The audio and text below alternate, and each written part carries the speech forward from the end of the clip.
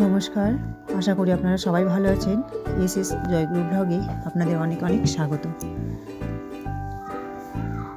আজকে ভেবেছিলাম চা খাওয়া থেকে শুরু করবো ব্লগ, কিন্তু সময়টা এত তাড়াতাড়ি যায় ছোটো দিনের বেলায়। ঘুম থেকে উঠতে 5:30 থেকে শুরু করে 8টা অবধি কী করে যে সময়টা পার হয়ে যায় আমি নিজেও জানতে পারি না, বুঝতেই পারি না কী করে সময় চলে যায়। যাই হোক, চা খাওয়া হয়ে গেছে। রান্নার জন্য সবজি কাটছি আমি। প্রতিদিনই ভাবি যে আমি ঘুম থেকে উঠে সবটাই শেয়ার করব, তো কিন্তু আমি সময়ের সাথে তাল দিয়ে চলতে পারি না। আমি মনে হচ্ছে সমস্যা মাথায় নিয়ে চলি, সব কিছুতেই আমার সমস্যা হয়। যাই হোক, যেই কারণে হোক আমি সকাল থেকে শেয়ার করতে পারি না। স্নান পুজো চা খাওয়ার পরেই আমি যেটুকু পারি সেইগুলোই শেয়ার করি আপনাদের কাছে। তো এইদিকে আমি তরকারি সবজির কাটাকুটি করছি, আর ওইদিকে রান্না বসেছি। একবার করে সবজি কাটাকুটি করছি আর একবার ভাত ডাল বসেছি আমি গ্যাসে, সেটা দেখতে যাচ্ছি। আমি দুই দিকে সমান তাল দিয়েই চলি। এইভাবে আমি প্রতিদিনই এইভাবে কাজগুলো করি। রান্না হয়ে গেলে আমি একটু মোড়ের মাথায় যাব বাজারে ফুল আনতে। আমার পুজো করার ফুল ফুরিয়ে গেছে, ফুল না থাকলে পুজো করা সম্ভব নয়। তাই রান্না আমি সেরে নিয়ে আমি যাব ফুল আনতে। তো রান্না চলছে আমার এইদিকে, একদিকে রান্না বান্না চলছে, এদিকে আবার রান্না হয়ে গেলে ভাবছি একটু গুড় বাদাম তৈরি করব। বাজার থেকে কিনে খাই তো বুঝতেই পারছেন, কিনে খেলে অল্প পাই, দাম হিসেবে জিনিস অল্প পাই, খেয়ে মন ভরে না। তাই ভাবছি একটু বাড়িতেই করব। তো একটু বাদাম আনতে যাব, ফুলের সাথে সাথে বাদামও কিনবো। তো আমার রান্না হয়ে গেছে, রান্না কমপ্লিট হয়ে গেছে। এদিকে আমি গ্যাস মুছা, তারপরে সামনে যে পর্দাটা আছে সেটা মুছা, সব কিছুই মুছে নিচ্ছি আজকে।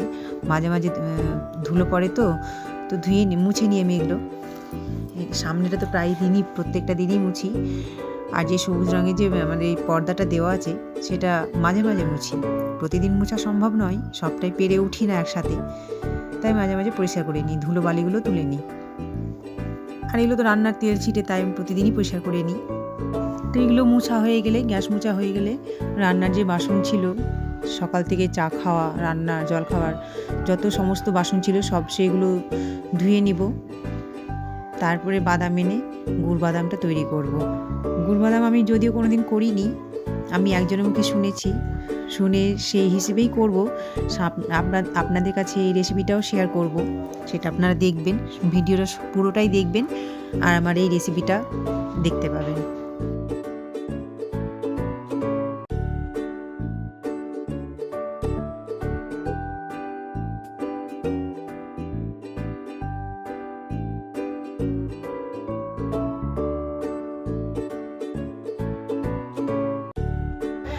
তো আমি এদিকে গ্যাস মুছে, ঘর মুছে, সব কিছু পরিষ্কার করে আমি বাসন ধুতে গিয়েছিলাম। বাসন ধোয়া হয়ে গেল, বাসন ধুয়ে নিয়ে আসলাম ঘরের মধ্যে। তো যেখানে যেটা রাখার আমি রেখে দিই, বাসনের ঝুড়িতে বাসন রাখি। প্রেশার কুকারটা আমি ধুয়ে সঙ্গে সঙ্গে ঢাকনা লাগিয়ে দিই না, কিছুক্ষণ উল্টে রাখি। প্রেশার কুকারের তলাটা যতক্ষণ না শুকোই ততক্ষণ জল ঝরানোর জন্য উপর করে রেখে দিই।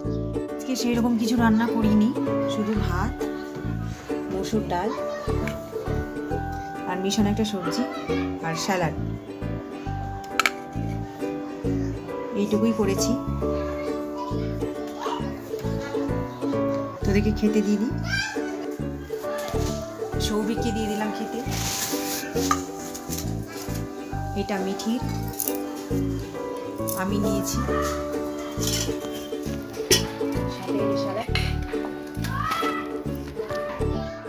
বাদামের রেসিপি আপনাদের সামনে শেয়ার করছি। আমি আগে কাঁচা বাদাম এনেছি, কাঁচা বাদাম তেলে একটু ভেজে নেব। তেল গরম হয়ে গেছে, দিয়ে দিলাম বাদাম।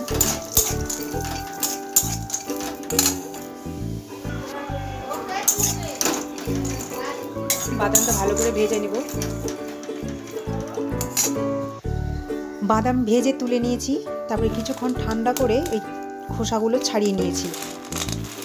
খোসাটা আরো আছে, ছুটে নে, একটা ছুটিয়েছি থাক এখানে।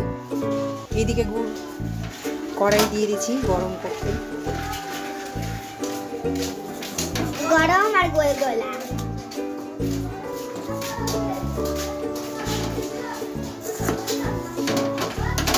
গুড় যতক্ষণ গলবে না, পাকের মতো হয়ে আসবে না, ততক্ষণ কড়াই আঁচই থাকবে, উনানেই থাকবে।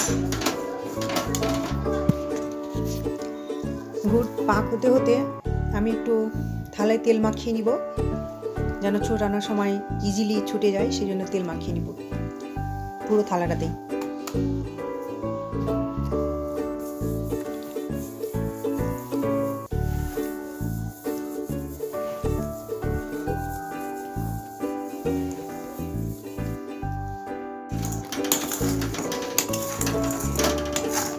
যতক্ষণ আঠা আঠা না হচ্ছে,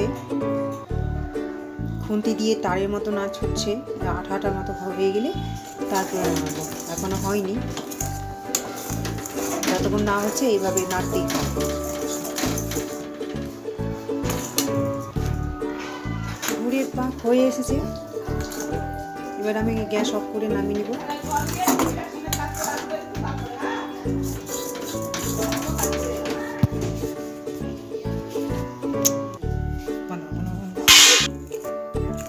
যে থালায় আমি তেল লাগিয়েছিলাম সে থালায় ঢেলে নেব।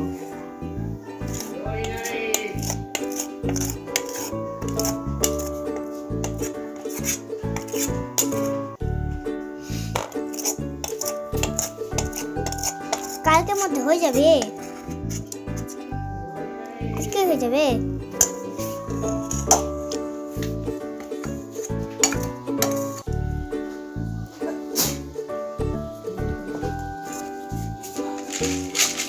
এবার বাদামগুলো ছড়িয়ে দেবো।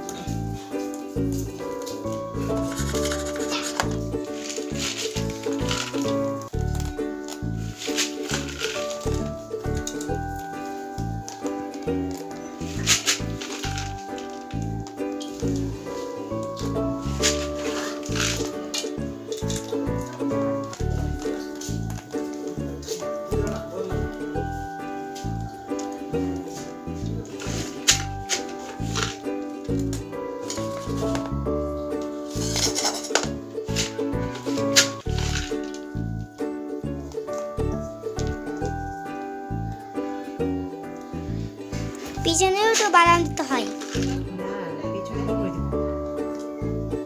তুমি কি সামনে দিয়েই থাকবা?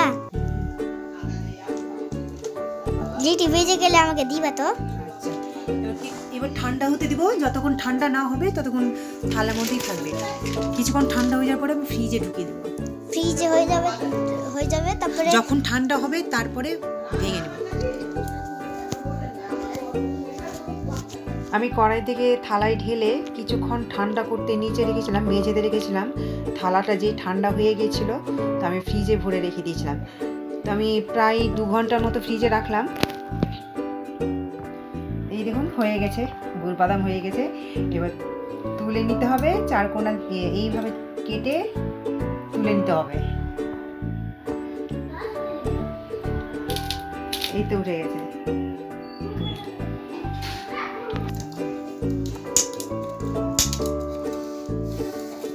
এখন জমে আছে।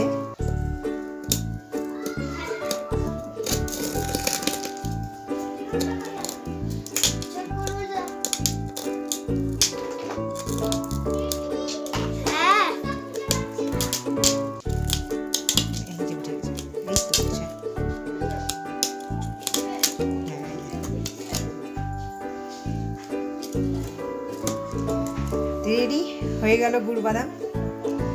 এগুলোই আমরা বাজারে কিনে খাই, বাজার থেকে কিনে নিয়ে আসে খাই। এই যে আর একটু তুলে নিই আমি।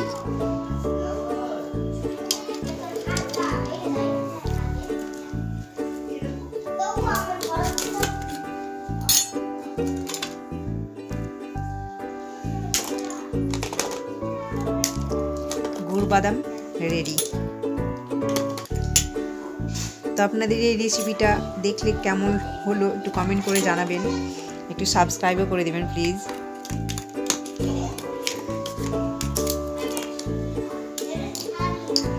আর আপনারা বাড়িতে তৈরি করে খেয়ে দেখবেন কেমন লাগে।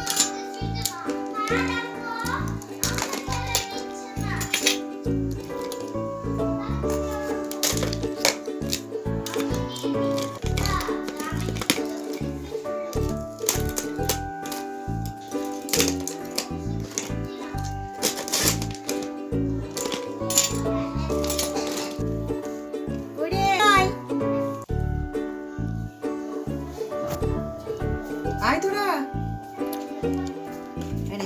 আজকে করলাম কেমন হয়েছে খেয়ে বল। এনে মিটি গুড় বাদাম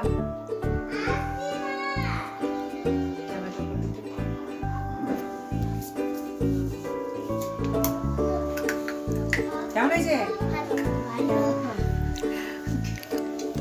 সামনে বল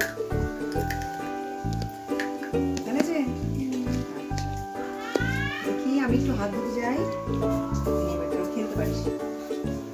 তো সমস্ত ঘরের কাজ সেরে খাওয়া দাওয়া করে একটু ভাবলাম ছাদে গিয়ে বসবো। ছাদে এসেছি, তো ছাদে খুব ঠান্ডা হাওয়া দিচ্ছে। তো যাই হোক একটুখানি বসেই নিচে নেমে যাব। তো এই ব্লগটা এখানে শেষ করছি। আপনারা ভালো থাকবেন, সুস্থ থাকবেন। এই ব্লগটা কেমন লাগলো একটু কমেন্ট করে জানাবেন। ভালো লাগলে একটা লাইক, কমেন্ট, শেয়ার, সাবস্ক্রাইব করে দেবেন। নমস্কার।